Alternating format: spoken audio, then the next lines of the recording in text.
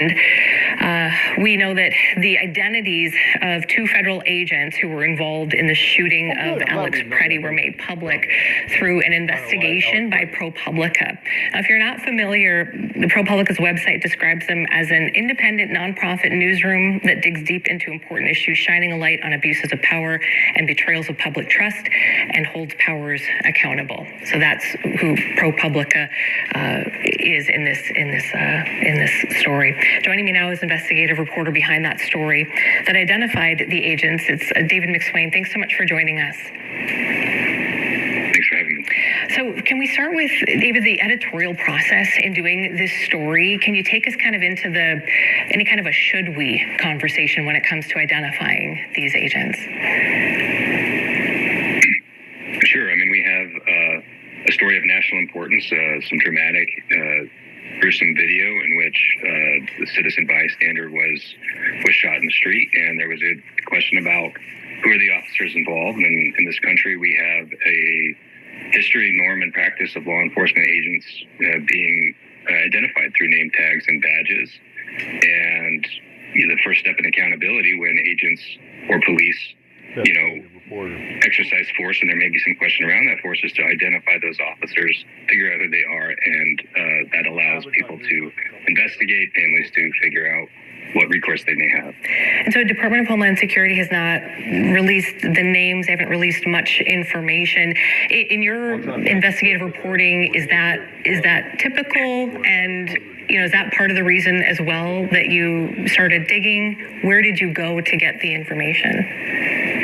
Yeah, there's been an incredible amount of secrecy around ICE and immigration officials generally under this administration, and particularly in this instance because it was, these viral videos were very widely spread online. So the agency, the Homeland Security did say they're not releasing the names and has made it very difficult to identify those officers, and that is a departure from norms historically.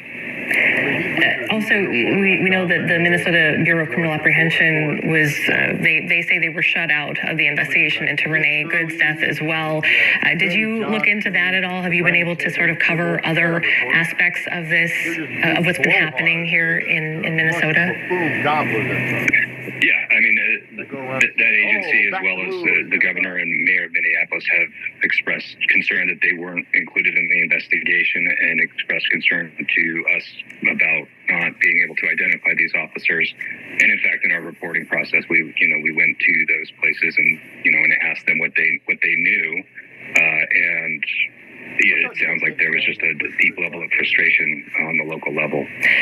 I'm curious what the reaction has been since the story's been published. What kind of feedback have you been getting from people?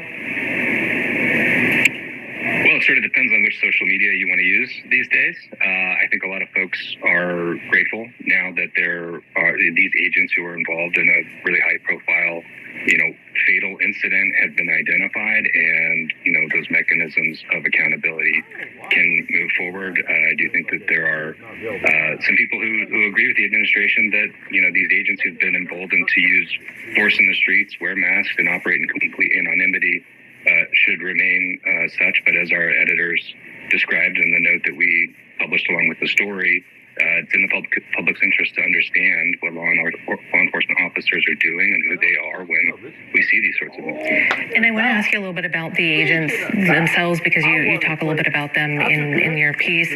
Before I do, though, of course, I imagine that you also have folks who, and I don't know if you've had any accusations of sort of doxing, and we know that Department of Homeland Security, we've heard from many agents across the country who say that they've been the target of death threats, their families, things like that. How was that a part of the conversation here for you guys? Well, it's something we have to consider. I mean, we publish work that's in the overwhelming public interest, and Homeland Security and other agencies have used that line of accusing reporters who reveal information that they don't want out as doxing, and it does create safety concerns for reporters, but we have a job to do, and we're going to exercise it under this administration as we have in previous administrations. So you identified the agents as a 43-year-old Border Patrol agent, Jesus Ochoa, and then 35-year-old Customs and Border Protection Officer, Raimundo Gutierrez. We have their names, we have their ages. What else did you find out? Well, this is a developing story, and I'm certainly not the only reporter on this now. And there are internet sleuths who are doing, publishing things that may or may not be true. And of course, we have our process that really vets these sorts of things. I mean, what we do know is Ochoa joined in 2018. It was an aspiration of his for quite some time, according to his ex-wife, who I spoke with directly. And Gutierrez, I believe, joined in 2014. So these are not the new recruits under this latest push and funding to beef up ICE's ranks. They have had some training and have worked for the agency for some time. Was there anything in either of their backgrounds or their work history that caught your attention or stood out to you? No, I mean, these agents have been instructed by Homeland Security to really scrub themselves from the internet. So it's hard to find a lot of that stuff open source. I do know that Ochoa, according to his ex-wife, did attain a college degree from a Texas university in criminal justice. But we'll keep researching and get as much information as we can as it pertains to the public interest. Yeah. Did your investigation take you down any other roads that you can talk about? I know you may not want to divulge what you're working on next, but I'm just curious if sometimes you start going down one road and it takes you other places. At Les Schwab, the best just got better. Constantly going down roads and figuring out what is, deciphering fact from fiction and what can be supported and confirmed. And, that's the editorial process. And we have a rigorous process that involves multiple layers of editing and lawyers and these discussions that you referenced before we go to publication. Yeah, and just really briefly, could you also, for those who aren't familiar with ProPublica, just describe a little bit about, kind of the who you are and what that process can look like? Sure. We are an independent nonprofit organization, really a giant investigations team with a ton of experience and accolades behind that.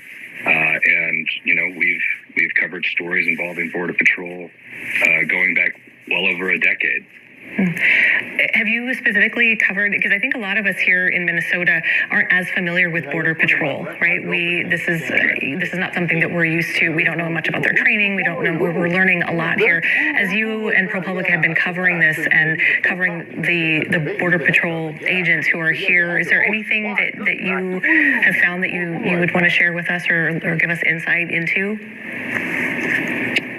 Well, it has been, I spent some time in Texas as a reporter, including, some of that, during some border search operations. And, it did surprise some online that, a lot of Border Patrol agents have Hispanic and, Chicano heritage and surnames. That's not uncommon in the Rio Grande Valley. These are good jobs with good pay, great benefits. And, there are a lot of good agents who, take this work very seriously. So that's an interesting thing that I had forgotten. If you hadn't spent any time on the board, that might seem a little bit of a surprise. As you know, a lot of law enforcement experts, including some local law enforcement in your neck of the woods, have criticized tactics. I mean, it is a much different setting from urban policing, and there's been a lot of questions about the sort of rules of engagement when you use force.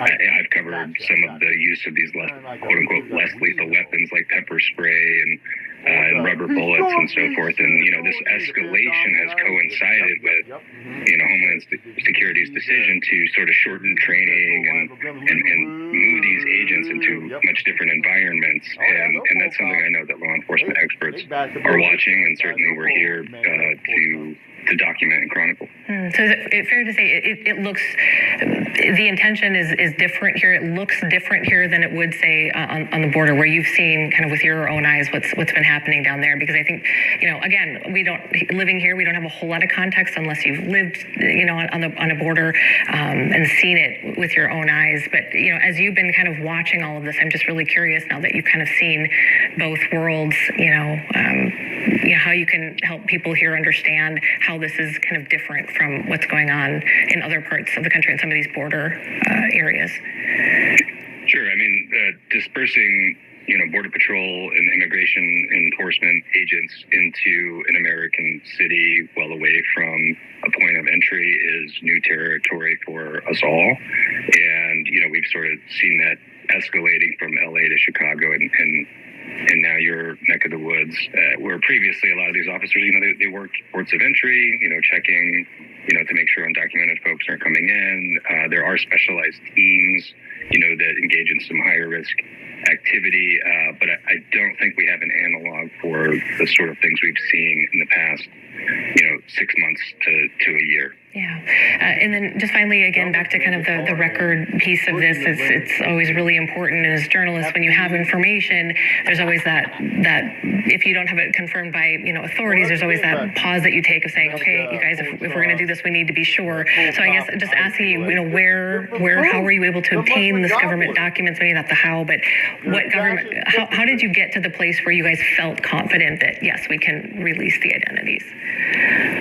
Well, as you know, in the course of investigative reporting, you do have sources and you deal with sensitive information that you have to protect, and you have to weigh that against, publication. I have reviewed government documents that show, these are the agents whom the government has identified as having fired their weapons in this altercation, which we've all been, tuned into for well over a week now. And that's what we can say for now. The Homeland Security, CBP have taken the tack of shielding these agents, and as you used the word doxing earlier, being critical of really any media coverage of these operations, and that's their right. I certainly would appreciate a confirmation, and I suspect that we're going to see more and more of that.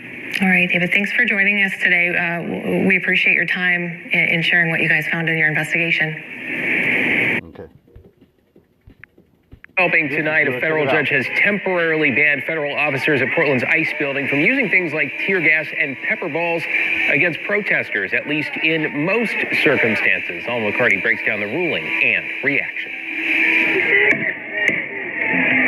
The indiscriminate use of pepper balls, tear gas, and other chemical irritants by federal officers banned, unless the person they're targeting, quote, poses an imminent threat of physical harm to officers or others. Those restrictions handed down by a federal judge in a temporary restraining order Tuesday. I can't personally think of a single court order that the administration has followed yet. I don't believe it's going to make a difference, but I sure hope it does. This order comes just days after federal officers fired tear gas and set off flashbang grenades into a large crowd of hundreds of peaceful protesters over the weekend. Among those caught in the fray, Joseph Apoka and Tamsin Johansson. No warning at all. Nope, they just opened the gates, told everyone to start pushing back with their hand signals, which we all started doing, and then they just started launching tear gas and shooting at us anyway. These are considered to be, non-lethal forces, but I want to offer that, what happened to our flag was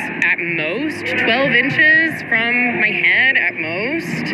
If that had hit my head, would my face look like that flag? Homeland Security defending their response, characterizing demonstrators as rioters who violently stormed the ICE facility. The TRO went into effect immediately and stems from a lawsuit filed last year alleging First Amendment violations and excessive force. One of the plaintiffs, Jack Dickinson, known as the Portland Chicken. There's been these really big fluctuations in terms of periods of really intense violence from the agents, lots of chemical munitions deployed, and then we'll go a month where it's 15 people a night, and the energy is much more diminished. But following the events of the past 2 weeks, he says there's an upswing in action and a need for this order. You could argue that there's enough wiggle room in this one that they could, kind of justify anything as a threat. At least now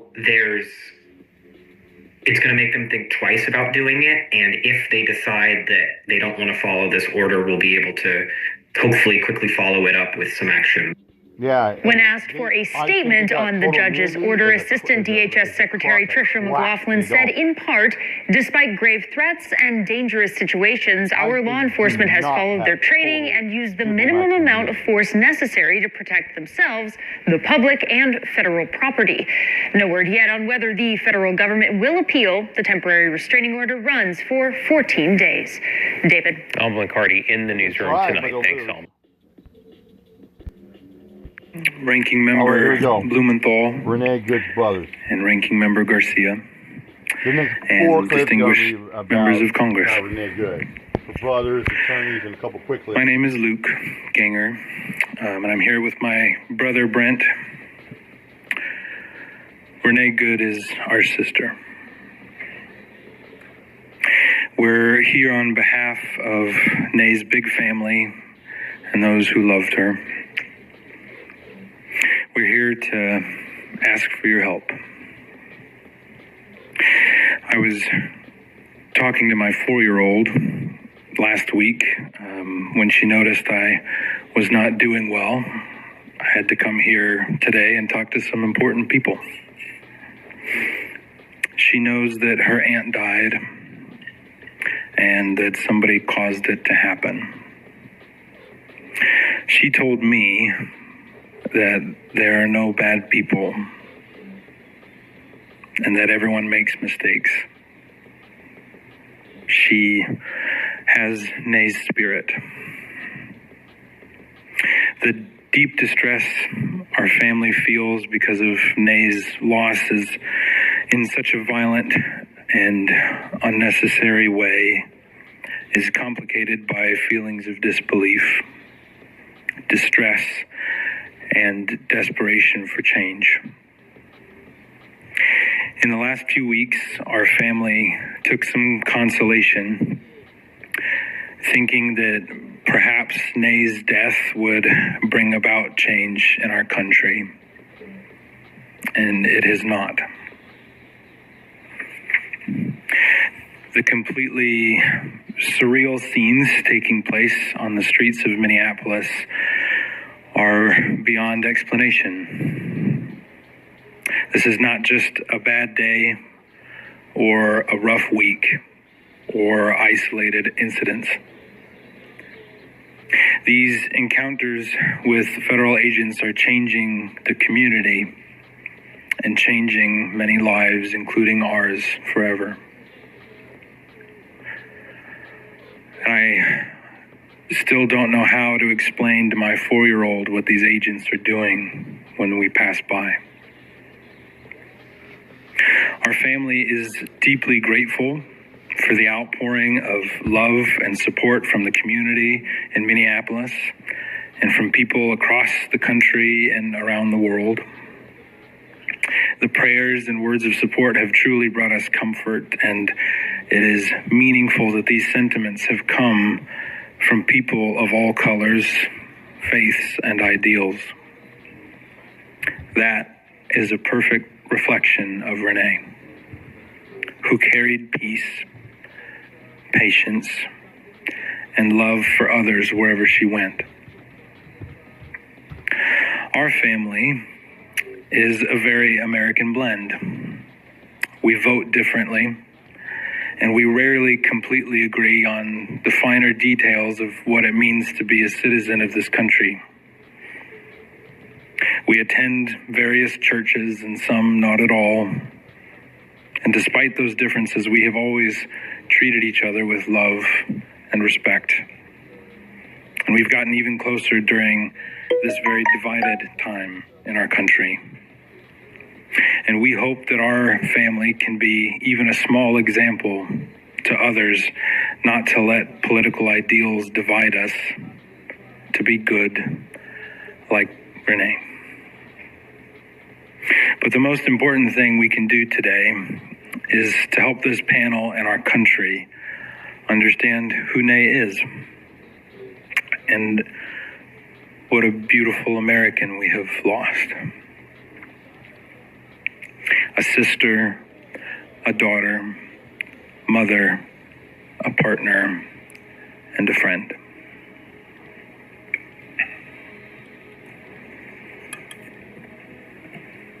Good afternoon.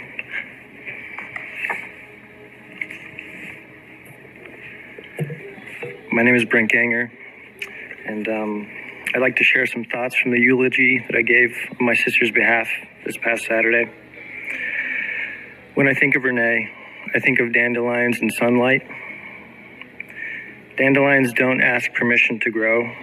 They push through cracks in the sidewalk, through hard soil, through places where you don't expect beauty, and suddenly there they are, bright, alive. Unapologetically hopeful. That was Renee. And sunlight, warm, steady, life-giving, because when she walked in a room, things felt lighter, even on cloudy days.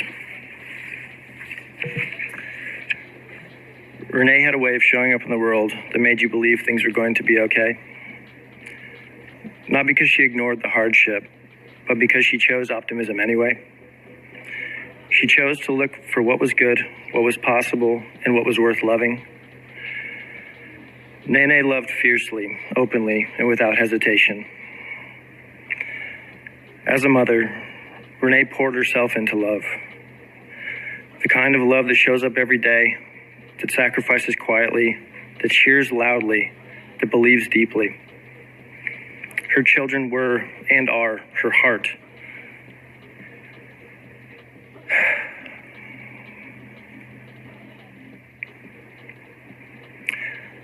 Walking around outside her body.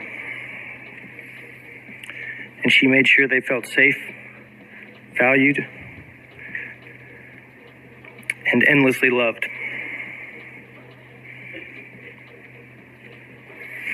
As a sister, she was constant.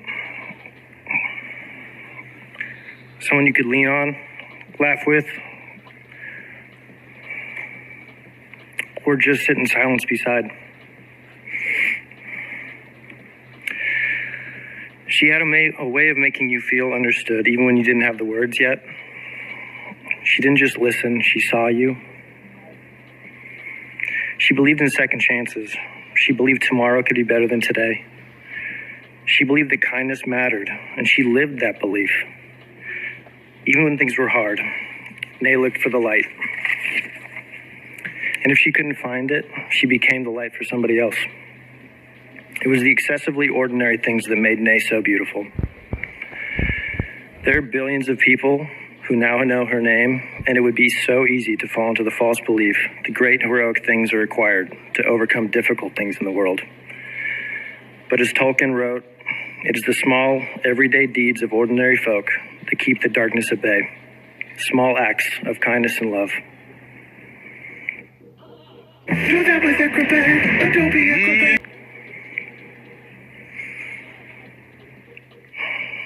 That's why the image of dandelions feels so right. People try to pull them up, overlook them, dismiss them, but they keep coming back, stronger, brighter, spreading seeds of hope everywhere they land. Renee planted those seeds in all of us.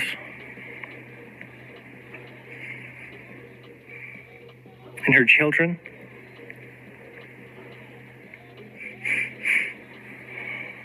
in her family,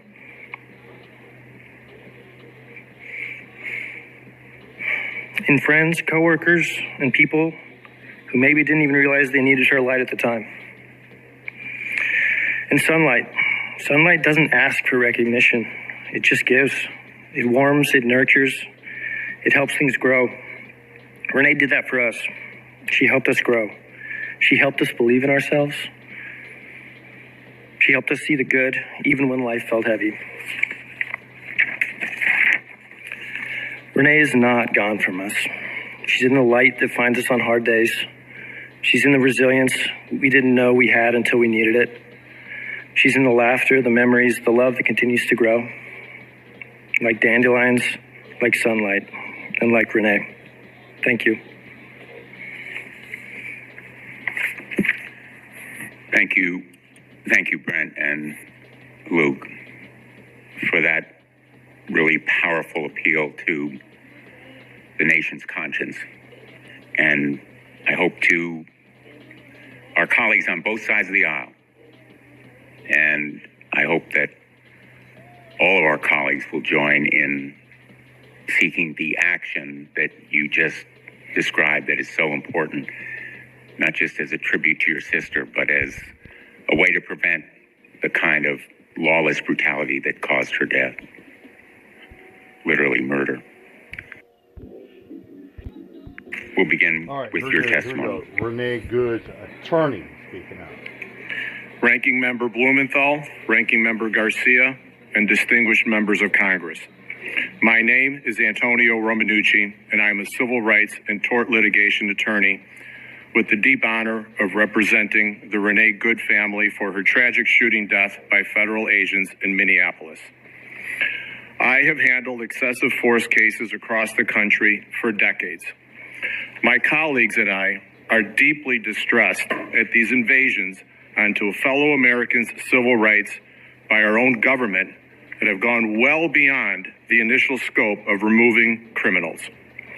The occupation by ICE and CBP in our cities is way beyond their mission, leading to unnecessary provocation that causes needless harm and death. These operations in multiple states have routinely and consistently included violations of the Constitution. We call for an immediate end of false narratives by federal officials about the victims of excessive force. The character assassinations and conclusions before an investigation has been started, let alone completed, must stop. In America, our leaders must be held to a standard of truth and responsible speech. There is no such thing as absolute immunity, and that perception leads to agents who behave with absolute impunity, leading to exaggerated and violent, provoked encounters with people.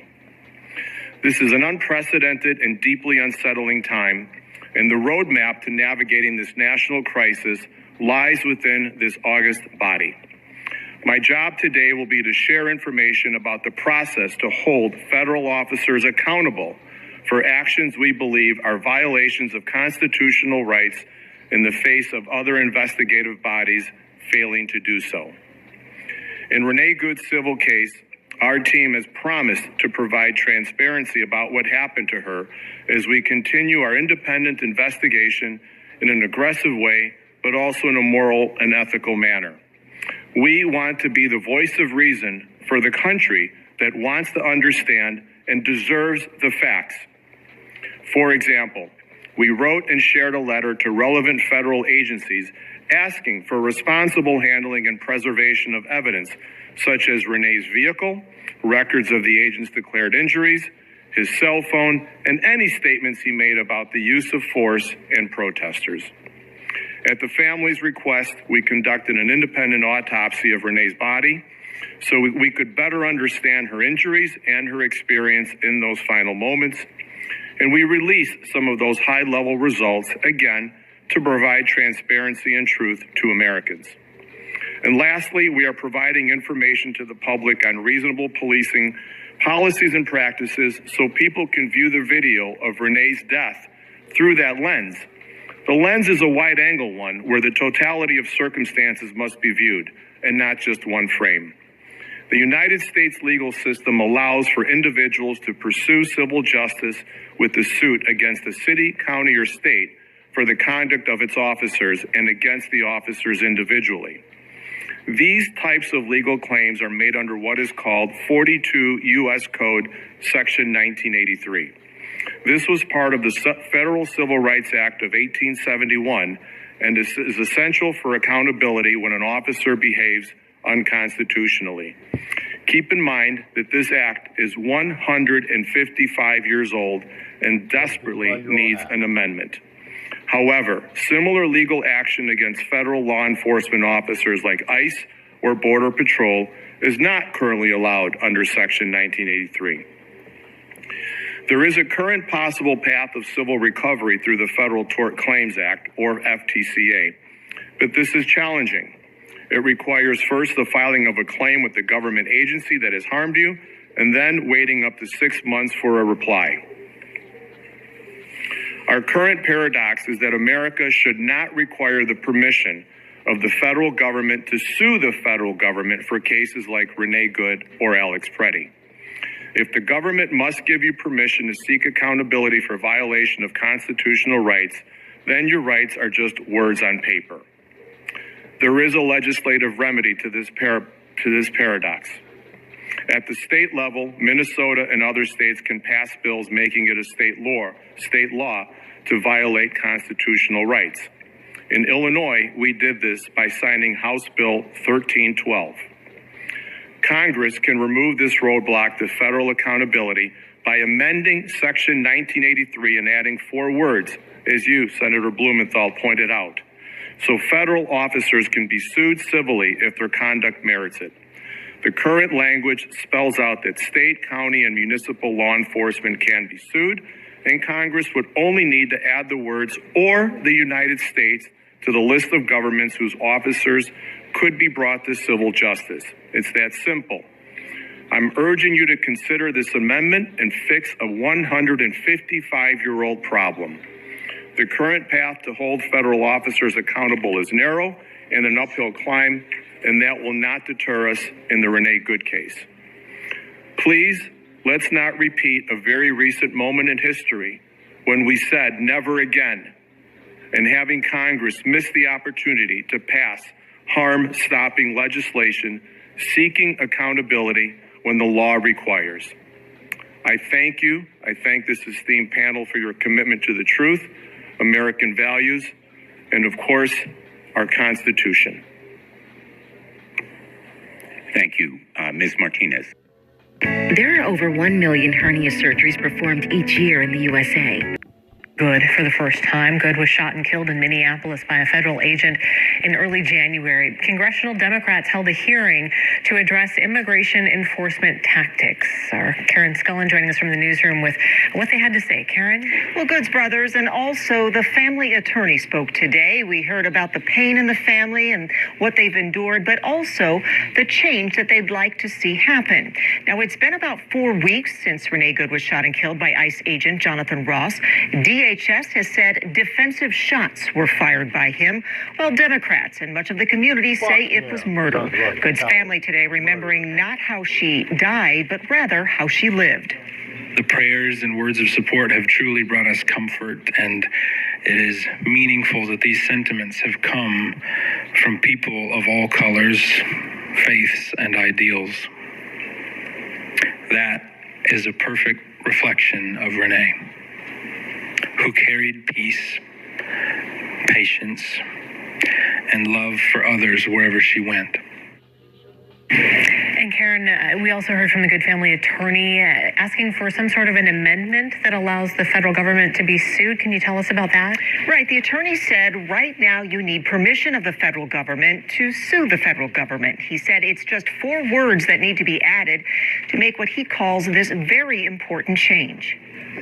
The current language spells out that state, county, and municipal law enforcement can be sued, and Congress would only need to add the words "or the United States" to the list of governments whose officers could be brought to civil justice. It's that simple. I'm urging you to consider this amendment and fix a 155-year-old problem. The current path to hold federal officers accountable is narrow and an uphill climb, and that will not deter us in the Renee Good case. Several others also spoke today who had interactions with federal agents. No action was taken, but it served as a public forum to gather various people impacted by ICE operations in Minnesota and throughout the country. Amy? All right. Thank you, Karen. We have heard about the detention and court-ordered release of 5-year-old Liam Ramos. Now, ICE does not release data on child detentions, but tracking sites report Liam is one of thousands of children detained just in the last year. Fox 9's Corin Hoggart is live at the Capitol tonight. So, Corin, school leaders are just worried about how some of these operations and detentions are really impacting the learning process at this point.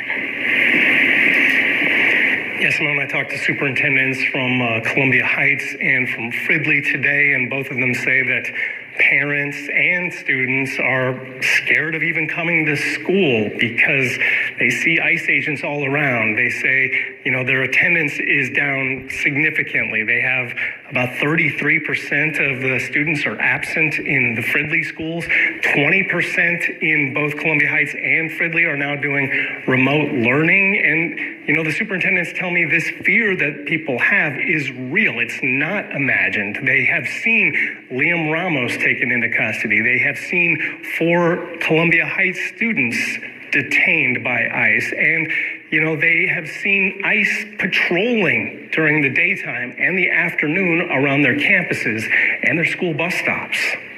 Schools must be safe places. They must never become places of intimidation. ICE does not belong in and around our schools, in and around our bus stops. Their presence is harming children. It is disrupting learning, and it's eroding trust. Yeah, Corin, we've heard from a lot of teachers and just administrators over the last couple of weeks or so. What do we know about some of these children being detained beyond the story of Liam Ramos? Do we have any data on how many kids are being taken into custody? And not exactly, Simone. It's kind of a black hole trying to track children in detention. Fox 9 is keeping a list of those that we know have gone into detention. And we have seen some data from some tracking groups that says thousands of kids have been detained by ICE over the last year or so. But that's really hard to track. There's no federal agents who are giving out that data. And even trying to track a child using their typical online public tools is nearly impossible, which is why we could not track Elizabeth Zuna. She's a 10-year-old, a 4th grader from Columbia Heights who was taken into custody by ICE with her mother on January 6th. And school officials and her father say that ICE agents promised that they would bring Elizabeth back to school so she could reunite with her father that day. But by the end of the day, ICE had shipped her off with her mother to that same detention facility, Dilley Detention Facility down in Texas. Her father says that is where she still is right now, but we can't track her, so I can't confirm that. Through your research, Corin, have you found out about any policies that ICE has about detaining children? Yeah, absolutely. They have a policy in place that says if they're detaining an adult with a child, they are supposed to help that adult find another responsible adult who can care for the child. But there are a lot of immigration attorneys who say that's not happening. They're just instead detaining the children as well. Now, the Department of Homeland Security says they're doing everything above board. Everything is legal, and they do everything they can to not separate families. Now, Governor Walz today sent a letter to Homeland Security Secretary Kristi Noem. He's asking for information about children in detention. He wants to know how many there are, where they're being held, and why they can't be released. Yeah, we'll keep following the story. Corin Hogger reporting live tonight from the state capitol. Thank you, Corin. If you're struggling with the... Here we go. Let's get more detail deep on the agent, the unalived Alex Pretti. Let's find it. 2 fired shots. We know one of the agents had 8 years experience, and we know he was a less lethal instructor and had this training. What did the other agent, what was his history, and are they both working right now, or are they on administrative leave? All agents that were involved in that scene are working, not in Minneapolis, but in other locations. That's for their safety. There's this thing called doxing, and the safety of our employees is very important to us. So we're going to keep those employees safe. Well, whether Bovino wants it or not, likes it or not, doesn't really matter, because the journalists over at ProPublica have released the names of the 2 Border Patrol agents who were involved in the fatal shooting of American citizen and VA nurse Alex Pretti. Now, here's what we know. They're identified as 43-year-old Jesus Ochoa and 35-year-old Raymondo Gutierrez. We have some more details about them, but before we get to that, Cenk, your 2 cents. Yeah, I think that you guys are going to be curious to see who they are, and I think there's a reason why they try to hide things. So we'll get to that in 1 second, and then later, some of the victims of ICE and some of those heartbreaking stories. Yeah. So ProPublica wanted to also include a note or an explanation for why they decided to publish the identities of these Border Patrol agents. And they write that we believe there are few investigations that deserve more sunlight and public scrutiny than this one, in which 2 masked agents fired 10 shots at Pretti as he lay on the ground after being pepper sprayed. The policy of shielding officers' identities, particularly after a public shooting, is a stark departure from standard law enforcement protocols, according to lawmakers, state attorneys general, and former federal officials.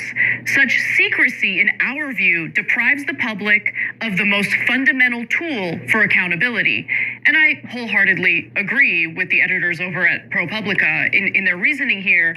Remember, we're talking about Border Patrol agents. We're talking about government workers who are supposed to work for us, the American people. So the fact that they were shielding these individuals' identities is beyond problematic, given the fact that there should be accountability. These are supposed to be public servants.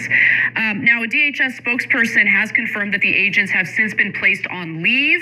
And today, DHS Secretary Kristi Noem announced that every DHS officer who is deployed to Minneapolis specifically will be issued a body cam.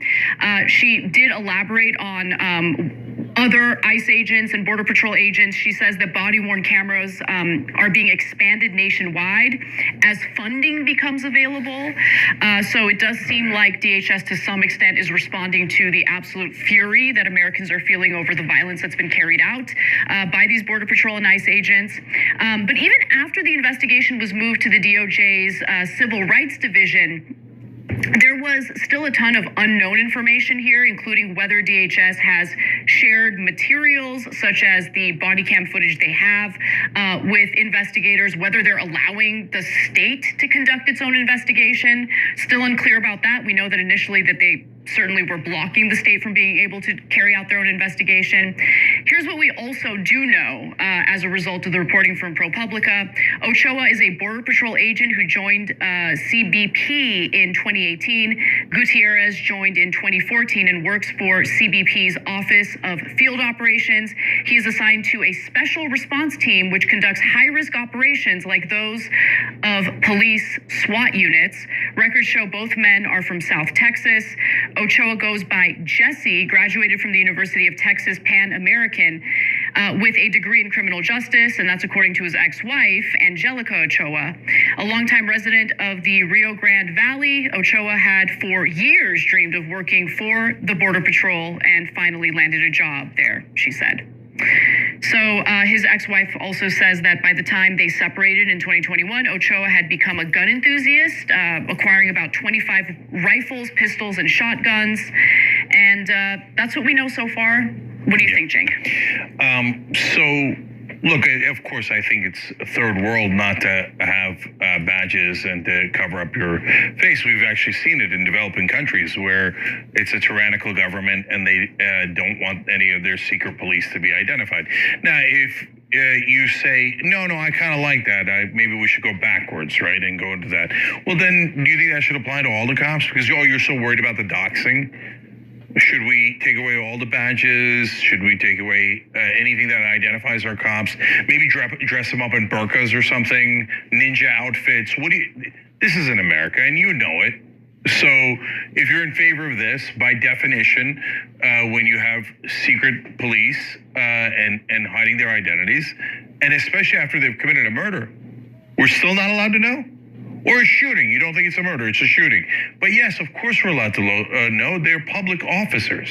So it's absurd to claim otherwise. And by the way, if you think they did the right thing, then you shouldn't mind. They say, they could get harassed if we find out their names. Well, brother, if you got a situation where someone's breaking the law, threatening them, assaulting them, stalking them, let's charge those people, right? So that's not an excuse at all. So now when they talk about the body cams, who's right, who's right? They say, we would have done the body cams, but we just didn't have enough money. You're giving away $50,000 signing bonuses, right? Exactly. You're swimming in money. Of course it's not the money. It's that they're finally giving into some little bit of pressure. So they're saying, okay, maybe we'll do body cams. Good. That's a start in the right direction. And I also have an anecdote about who joins ICE, not just these days, but historically, that I want to share with you. But did you? I just wanted to comment on what you had to say about ICE agents and Border Patrol agents wearing masks and how inappropriate that is. I mean, here's the thing. When you sign up for a job, you know what that job requires of you, right? So this idea that you don't want to be identified as a federal agent because you're worried about harassment is ridiculous to me. And by the way, we've been very consistent on this issue. So this is obviously nowhere near the same as working for Border Patrol or for ICE. But I remember covering a lawsuit that was carried out by a Muslim employee of, I believe it was an Abercrombie and Fitch, right? We had covered that. And she did not want to wear what the job required her to wear, including taking the headdress off. Okay, but you applied for a job where there's a certain look, right? There's a certain way that you're supposed to appear while you're on the store floor doing your thing. And if you're signing up for the job, then it means that you are going to concede to what is required of you in that job. In this case, why are you signing up to be a federal agent, a Border Patrol agent, and you're not going to want to identify yourself even though you are accountable to the American people because you're worried about harassment? Yeah, so I remember covering a different story, also coincidentally about Muslims, but we covered 1,000 of these stories about many different people. So he was working at a grocery store, and he didn't want to touch any of the bacon or the ham products because he says it's against his religion. Well, and then he's like, so they should, whoever has ham products should be forced to go to a different cashier. No, brother, then don't take the job. The cashier has to handle all the products coming through. It's okay. You're a devout Muslim and you don't want to touch ham. Wonderful. Go take another job. For you, yeah. Yeah. It's a free country, but you can't enforce that on everybody else. But anyway, it goes to the obvious point of don't take the job if you can't do the job. And in our country, it's public law enforcement, and we get badges and we get faces, and we know what our law enforcement officers are doing to us. Okay, so that's just part of the job. And the anecdote, real quick, Anna, is so a friend of mine told me this, and of course, always take anecdotes with a grain of salt. But so he knew of someone who was trying to get a job as a cop, tried 3-4 times, couldn't get it. So he's like, finally, like, I'll just go to ICE, and ICE is like, come on in, no problem. Yeah, right? and they're on a hiring spree. Yeah, so like some of these guys are rejected cops, right? And others are different. Like there's a whole giant range of them, right? But overall, like some of these guys are taking the $50,000 sign-on bonus, have nothing to do with law enforcement officers. They were mowing lawns a couple of weeks ago, right? So we've got these untrained guys who've now kind of been unleashed in the streets, and they're anonymous because they're a mass. And then even after they commit potential crimes, if the government tells us we can't find out, no, that's secret police, and we can't have it in this country. No, we should not. I don't care where you land on the political spectrum.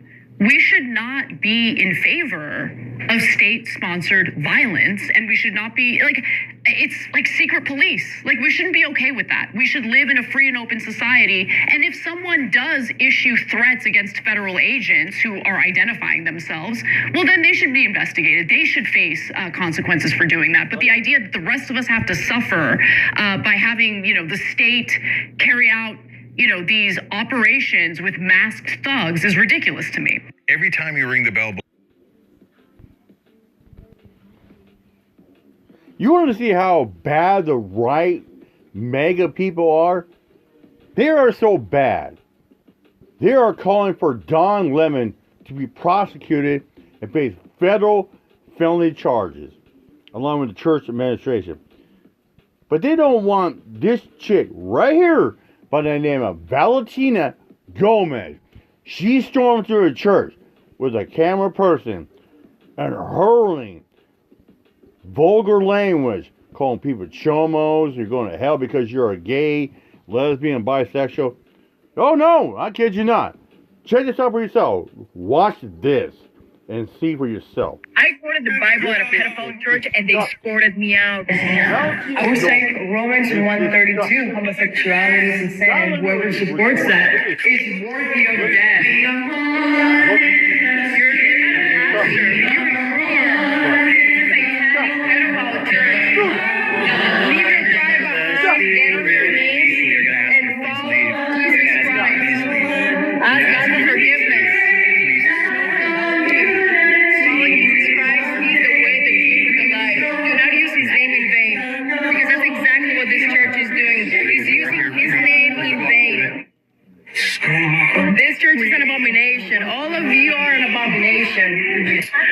in Congress, I'm taking away the 501(c)(3) status of pedophile churches and terrorist mosques. We will ban halal, hijabs, and once their terrorist funding dries up, I'm going to start buying them and tearing down every mosque one by one. I look forward to making Texas the worst place for groomers and terrorist Muslims to live in, so help me God. Jesus is King. They want me to hurl my head through a wall. Ironic, isn't it? Put it up, full mass. Yeah. Put it up full mass. There's a black man named Don Lemon who has been federally indicted for not doing 1/10 of what this woman did inside of a church. But so Pam Bondi struck down an anti-ICE protesters and journalists reporting on the church protest, all while selectively ignoring actual hate crimes. So what you just saw was a place of worship. All right? Same federal law applies. This is the tweet Miss Valentina Gomez sent out. Quote, pedophile churches don't like it when you quote the Bible. These pedophile churches, these use the name of Jesus in vain and lead others astray. Tolerance is sin. Tolerance of sin, is not a Christian virtue. Deny yourself. Pick up your cross and follow Jesus Christ. End quote. She's running for the U.S. Congress. And she decided to disrupt a church service. She was escorted out of the building. Pam Bondi is not investigating. Donald Trump is not concerned. No.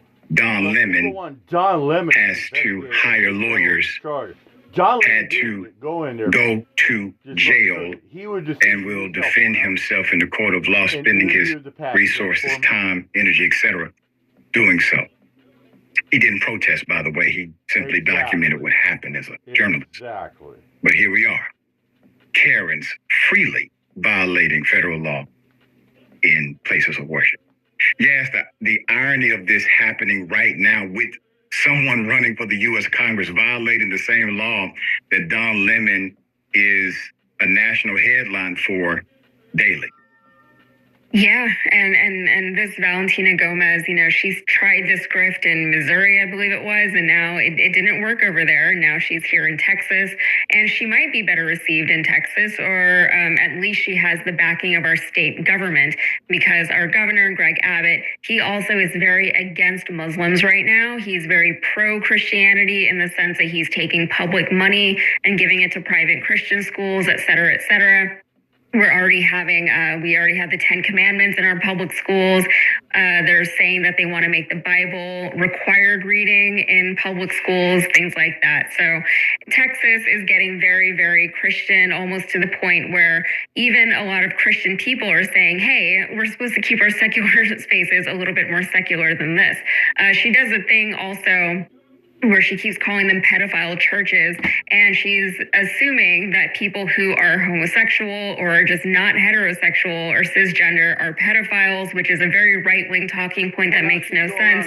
And so any church that is actually accepting of people is considered to be a bad church. And, that's what people want when they go to church. They want to be yelled at and told that they're going to be going to hell. I think some people maybe do want that when they go to church because they choose to go to the churches that they choose to go to. But for the most part, people are trying to worship in the way that they want to worship. And if somebody comes in there deliberately with the intent of disrupting that worship, then yeah, they should be escorted off the premises. And yeah, as you pointed out, she's lucky that she was just escorted off gently with no kind of legal repercussions off of the church property. And that's going to be the end of it. She's going to go viral for this. She's probably going to get some more notoriety from this. She's gone viral so many times, though, that, we're used to seeing stunts like this from her. But on top of the stunts, there's actually the rhetoric, and you do have to put it into the bigger context of what is actually happening here in Texas right now. And she's playing right into Governor Abbott's playbook. Yeah, well said. Jordan, put up the post again from the Karen of the day. I tried to Valentina Gomez. meet people of faith, let's make her famous in the bad way. boundary to boundary, and scumbag and belief to belief. I refuse to allow people like this to hijack my faith tradition. And Miss Shirley to the world. I believe in the God that's inside of you. The kingdom of God is inside of the heart of man. Ms. Gomez, I will remind you that Joshua said, judge not, ye should not be judged, for the same measure that you use to judge. All right, here we go. Katie Fang clip. I got a good one right here. Bonus clip of the day. Bonus clip of the day. A friend of the Katie Fang News Channel, and he's one of my personal heroes because he's a lawyer in Chicago, and he's somebody who could just mind his own business, quote unquote, and not get involved. But he's also one of the strongest and most vocal activists during this time when democracy is under attack, and he has been the victim of a crime. He was battered by an off-duty ICE agent by the name of Adam Siracco, and in the first of its kind, the Cook County DA's office is actually prosecuting this ICE agent for battering Robert while he was just exercising his constitutional right to videotape with his cell phone this ICE agent while at a gas station. I invited Robert to come here, tell us what's going on with that case, why it's so important for us to know about it, and also for him to get us caught up to speed on some other cases that he's involved with, because he's truly an inspiration and somebody who proves that you can make a difference one person at a time. And I am thrilled to be able to spend time again with somebody who I can now consider to be a dear friend and a fellow fighter in the democracy space, Robert Held. Robert, I feel like you need a cape now, like a superhero cape, because you are doing all things amazing. Thanks for joining us again at the Katie Fang News Channel. It's such a pleasure to be with you, and I'm just doing my small part in what is a huge battle with millions of people, standing shoulder to shoulder to resist what Trump and the administration is doing. Yeah, and just to remind people that may not be familiar or maybe have kind of a passing knowledge, Robert, you are a lawyer by trade, by training and experience, yet you're really kind of carving out a name for yourself as somebody, we use this word activist. I kind of don't really love that word. I mean, I understand it, but kind of to what you were just saying, it's somebody who frankly gives a damn about where this country is heading and wants to be on the right side of history. And something that happened to you recently, I really wanted to make sure was brought into sharp focus for our viewers.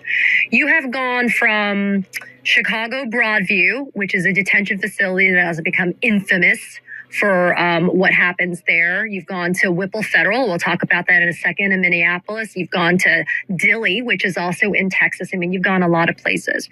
But recently, when you were at Broadview, you followed who you suspected to be a federal immigration and ICE agent as they left Broadview. And I'm going to play now some sound for you. It's the body cam footage from the police when they rolled up after you had been battered by this ICE agent. But I want to play a small snippet of what he tried to explain happens. Let's play it now. I'm assuming comes around over here. I said, what are you doing? Why are you filming me? I tried to grab his phone. I don't know who this is. It's my car. But I don't know who this guy is.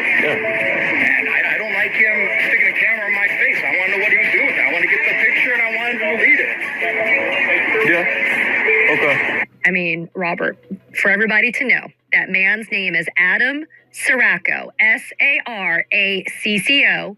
He's an ICE agent, and something that he said there had a little bit of truth, but really it didn't. So explain to people what happened. Well, I was protesting at Broadview as I do from time to time. I determined to follow cars that were leaving the facility, and I followed his car. I obeyed the traffic laws. I didn't do anything in terms of violating any law in driving and following him. When he stopped for gas, I stopped. I got out of my car. He was filling his car with gas, and I started filming him. And eventually I gravitated to a public sidewalk. He looked at me. No words were exchanged whatsoever. And he put the gas pump down. He started walking briskly toward me, and then he broke into a jog or run, grabbed me, threw me to the pavement, aggressively tried to grab my phone as he was on top of me. I resisted with all my might to hold on to my phone and told him to calm down and de-escalate while cars started honking and people started yelling, and he got off of me. When he got off of me, I called 911. You know, Robert, what is remarkable about that interaction is the fact that this man, Adam Sirocco, actually is now being criminally prosecuted by the Cook County State Attorney's Office for one count of misdemeanor battery for throwing you to the ground and attempting to take your phone. And the reason why I wanted to play that clip, and I invite people to go and watch the entirety of the body cam footage, though, is Sirocco's intent was very clear. He really didn't give a shit about being filmed per se. He wanted to get to your phone because he didn't want you to have his image or anything on his phone, and come hell or high water, he was going to do that, including committing a battery on you. It was legal for you to stand there on a public sidewalk and videotape him, was it not? It is legal in Illinois to film when you're on public property, whatever the eye can see. And that's what I was doing. And look, let's be honest about it. I followed him out of the facility. He was off duty. He was apparently in his private vehicle. He was not enforcing immigration. He was filling his car with gas. But yet, it made him so angry that, he like we're talking about, just determined to throw me to the ground and really try hard to get my phone. I mean, to use all my might to keep my phone. Apparently you can go from 0 to a complete site in just a single prompt. Keep my phone. And, what's interesting, Robert, is that the police report, because the police showed up and they did an investigation. They spoke to him, the ICE agent. They spoke to you. They spoke to eyewitnesses, multiple that were on the scene. And according to the police report, and this was quoted in the New York Times, Sirocco yelled, quote, "You're following me." This was to you. "You can't just expect to follow people and not face consequences." I mean, Robert, that's particularly chilling considering what happened to Renee Nicole Good in Minneapolis, as well as Alex Pretti. Yeah, I mean, I smiled for a second because I'm not easily deterred, and words, are not going to really affect, how I, help advocate for immigrants and how I advocate for fellow protesters and, how I try to observe the law and exercise my First Amendment rights. But the point you're making is a very, very serious one. And that is, we've had other agents make similar comments, even more aggressive and threatening comments about, what's going to happen if you exercise your First Amendment rights. And it's a terrible, terrible environment that we're living in, where the effort by the administration and individual agents is specifically tied toward intimidating people from exercising their rights. What is, again, remarkable is the fact that this is the first instance we are now seeing local prosecutors or local law enforcement actually seeking justice and accountability against federal agents for their violations of someone's rights, their constitutional rights. How significant is this, not only as you as the victim of a crime, but also as somebody who's a lawyer and understands the importance of the rule of law? Well, I mean, the whole thing is that from J.D. Vance saying that agents have absolute immunity to the other statements made by Kristi Noem, Border Patrol Chief Greg Bovino, who's now moved, Tom Homan, Tricia McLaughlin, the spokesperson for the Department of Homeland Security. It's this whole effort to empower I'm going to call them thugs. These agents are acting like thugs, and at the same time make sure that people are intimidated. And so the fact that we have a prosecution, which may be the first of its kind in the nation, is very significant, because agents, I think, in my view, they need to be better trained. I mean, if the administration won't do it, then hopefully it's advocates like myself and others and journalists that will say, you break the law, there will be consequences. Our Governor Pritzker has said it. The Philadelphia District Attorney has said it. We've had people across the country that are making those kind of statements, and it's got to resonate, and it really has to affect the tremendously horrific aggression that we've seen on videos from individual agents. So I want people to really understand and have an appreciation of this. You were standing on a public sidewalk, and the way that this agent tried to make it sound was that you were aggressively shoving your phone up in his face. But the reality is you were not doing that, correct? There's video. There's my video, which unfortunately got cut off as he was coming toward me. But the village has a public camera, and they have that video, which I don't think is public yet. But it shows exactly what happened. But if you look at my video, it's clear that I am on a public sidewalk. I was never, ever in his face.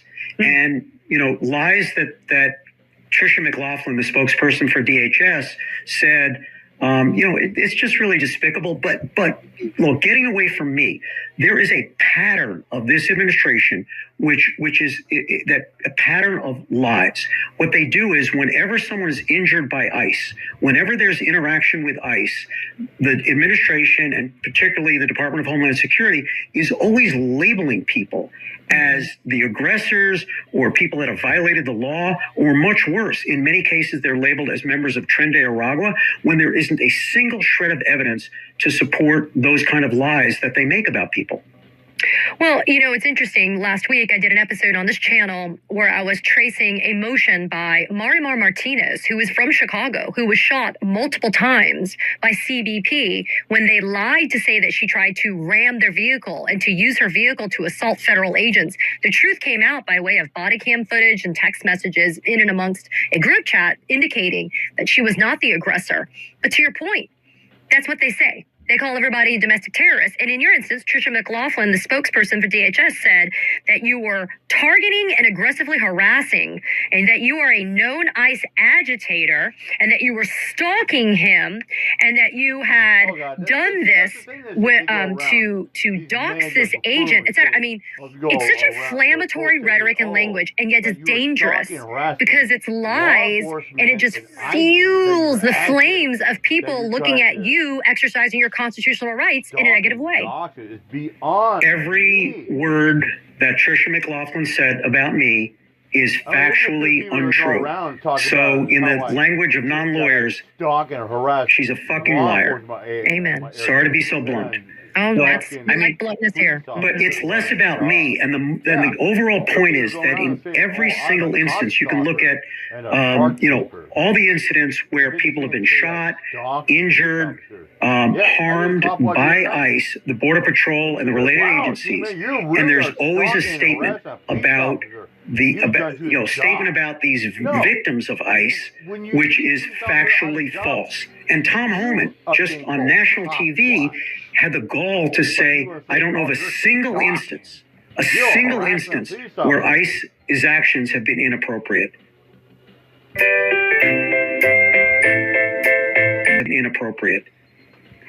Well, I mean, he also took a bag of $50,000, a kava bag, right? And nobody knows what the fuck happened to the $50,000. But I mean, your point's so well taken, right? Let's take the victims, the real victims, and make them the aggressors, make them the bad people. Let's dehumanize them. Let's make them so not worthy of respect so that we can divert attention and distract from the reality, which is, it's at a minimum, they're not trained properly, Robert, but at most, they really shouldn't be in this position at all because you really don't need funding for this department anymore. What is the status of this criminal case against Adam Saraco? I think he has an upcoming court date. Have you been able to be in touch with the state attorney's office or the DA's office about them continuing to prosecute this case? Yeah, before I answer that, let me just interject that the consequence of the lies from the administration have real world consequences. I mean, they're real people whose families are being torn apart, whose reputations are being shattered. And look, I can take it. It's not about me, but take the gentleman who was accused of the murder for hire plot in Chicago just a couple of weeks ago. He went to a jury trial. They first told this, they accused him of trying to hire somebody to kill Bovino for $10,000. And at the time they made the arrest, they said he was a ranking member, a high up in the Latin Kings, a notorious violent gang in Chicago. Yeah. Guess what? At trial, there was not a single word about the alleged Latin Kings because he's a father of three. He's a working individual. And the lies, they affect people's reputations and family relationships. And it's just, I can't really express how horrific it is that our government lies on a consistent basis. They lie as easily as you and I breathe. So in my case, in this criminal case, there's a March 24th hearing for Adam Sirocco. He's been charged, as you point out, with misdemeanor Class A battery. And the police and the state's attorney did a very thorough investigation. I was fully cooperative. They have, camera footage of exactly what happened from a public camera. And I can say that they acted so professionally and deliberately in bringing the charges. It's really, it's just an honor to be a citizen where you have a jurisdiction that's acting so professionally and appropriately. Well, Robert, I got to say this, right? I mean, I've got to pull on this thread, though. Your camera may have cut off at the moment of this guy, battering you and continuing to do so. But this is what we've been relying upon. We can't trust, these federal agents. I mean, I understand this guy was off duty at the time, but we can't trust them to actually be able to be truthful or to record things accurately, which is why we've been relying upon all that bystander eyewitness video for Renee Nicole Good and Alex Pretti and others, right? That's what we've needed to be able to show that this administration has been lying, which is why you exercising your constitutional rights and legal rights to be able to just record somebody in a public space, regardless of why you're doing it, right? Like, that's really important. That's another big takeaway from this prosecution of Adam Sirocco. You are allowed to do this, and they're trying to tell you otherwise. This administration is lying to people and making it seem like if you're just recording people or even following people at a safe distance and not violating traffic laws, that you're obstructing and impeding, and they're using that as an excuse to kill people these days. It is really horrible. Everybody should be recording. Governor Pritzker, for all his faults, has at least said the right things, that you should record, have your camera ready, have your battery charged up, and record, period. Full stop. But, the larger point, I guess, that I'm making is that even, take the case of Alex Pretti, we've got multiple angles of cameras, but yet the administration is, basically said that he brandished a weapon at first. They made all these statements about what he was doing that are just inconsistent. I'm talking like a lawyer again, right? They said that he was the aggressor, and that's inconsistent with the video that we can all see. And again, in the vernacular, they just lie. Well, they don't want us to trust our own eyes. They don't want us to believe our own eyes, because it would just further buttress the reality, which is they're hell-bent on terrorizing people and killing people at this point.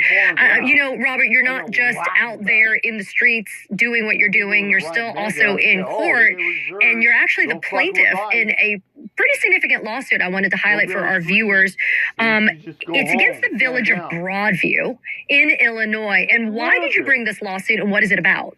So Broadview is a place where there's a processing center, what we call a detention center, because they do more than processing there, subject of numerous lawsuits for inhumane conditions, the way they've treated immigrants. I was there for 8 hours in late September when I was detained by Border Patrol.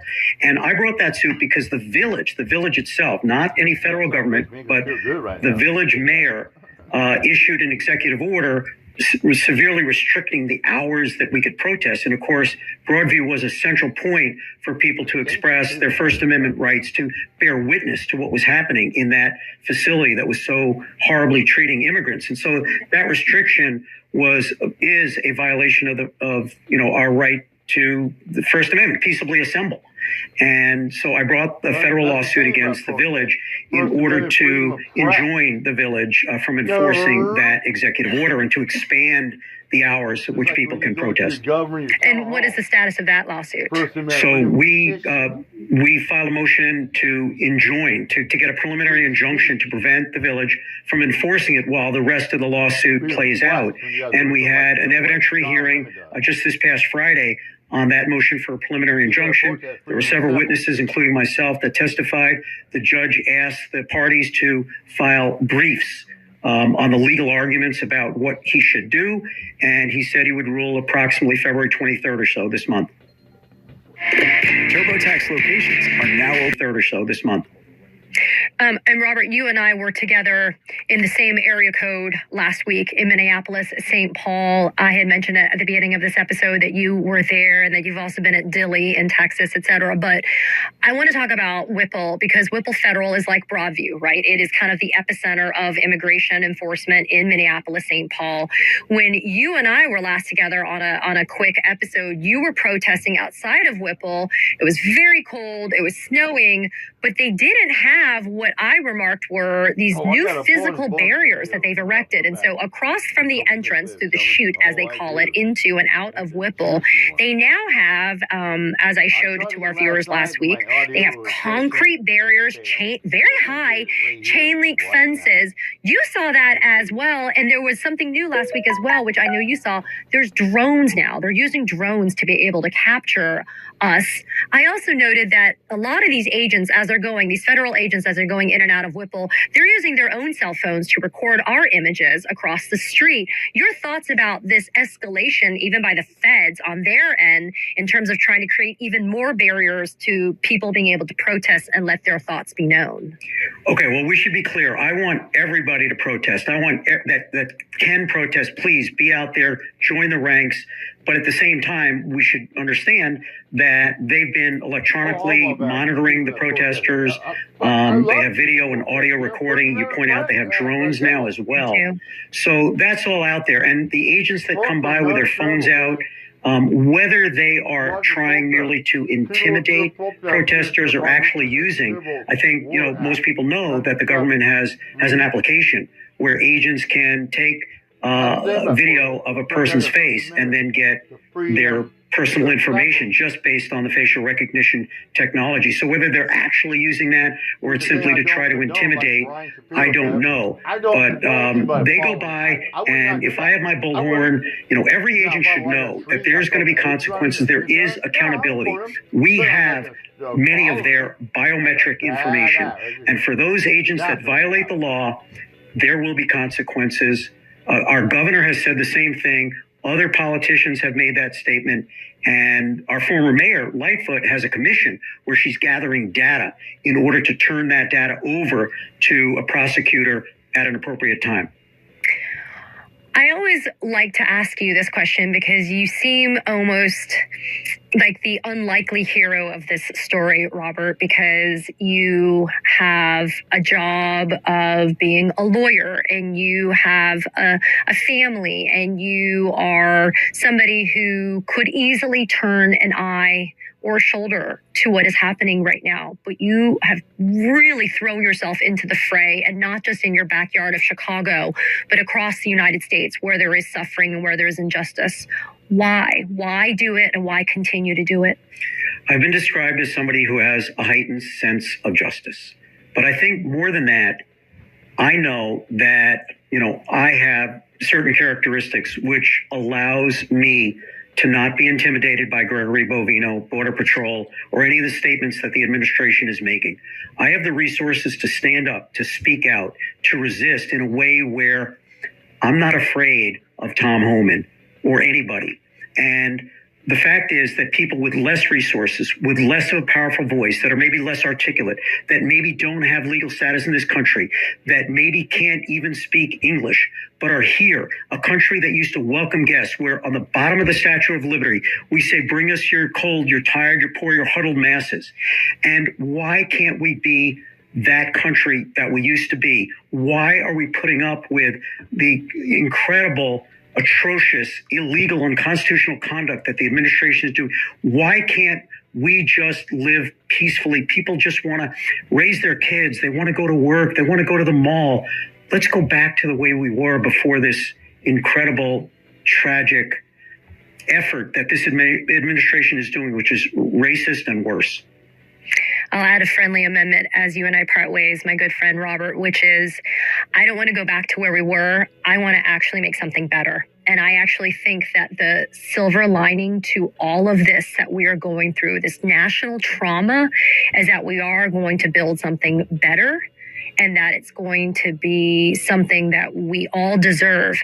But I'm grateful for you, Robert Held, for continually to hold the line the way that you do and for bringing and exposing the truth, because it's exactly what we need. So thanks for being here again, my friend. It's good to see you. And thanks to you and to all the journalists that are standing between the administration and our rights, because it's the journalists who are under attack, by the way, with Don Lemon and Ms. Fort and everybody else, and the journalist in Washington whose home was searched by the FBI. The attack on journalists is real, it's pervasive, and thank you for everything that you do, because you're standing up to the administration by being a journalist who's unafraid. I appreciate you. It's good to see you. Great to see you. All right, I got one more bonus clip for you. I promise you. I'm sorry. I said this is bonus clip in the No. You know how we operate at Kid CM Studios? When we get you the bonus clip out here, we always say, there's more, baby. Remember Lisa Lake always said, oh, there's always more. There's always more, baby. Yeah. Oh, my God. Here we go. I got a fucking good one. 3 minutes and 48 second clip. Oh, my God. Oh, my God. This is always... Okay, here we go. Watch the video in the grand Here we jury go. indictment. They use Ryan Shapiro, right? Benny Johnson called a Trump cock. Along with a number of this other, is beautiful. And along with Turn all up the 11, Jude. Here we go. Churchgoers. I'm saying that all of the above is wrong, and that you can't do that. That these are places of worship. These are also private property, and that Don Lemon was part of a conspiracy to do this, because Don Lemon was working with the organizers. He was delivering coffee to them. He was working with the actual individuals who were planning this. He Get your facts right, Benny Johnson. And then he went up to the front of the Get your fucking facts right, Benny. Benny, you don't know shit. You don't know nothing. Get your facts right, Benny. You always talk about coming with facts and receipts and documents. Get your facts right. Get your receipt. Where's your facts on that, Benny? Huh? Where's your facts on that, Benny? You don't have facts. You don't have receipts. You're just a liar. You're a fucking liar, Benny. They weren't able to get to their You're a fucking propaganda agitator. Thank you for mentioning. You're a loser, Benny. Don Lemon says in the You're video, a loser, Benny. Yeah, okay. Trash more people on the people, the good people. From his live stream. You're a liar, So, Benny. Do you think that that's okay to do to like little children in a You're church? a liar. Okay, oh yeah, make excuses for fucking Trump. All wrong. About dealing with children, huh? Yeah. Did the children have that? Did the teenage girls have them being raped, molested by Trump? Yeah, you make excuses for that, huh? You're a fucking fascist, Benny. Fuck you. Okay, hang on. Don't talk at once.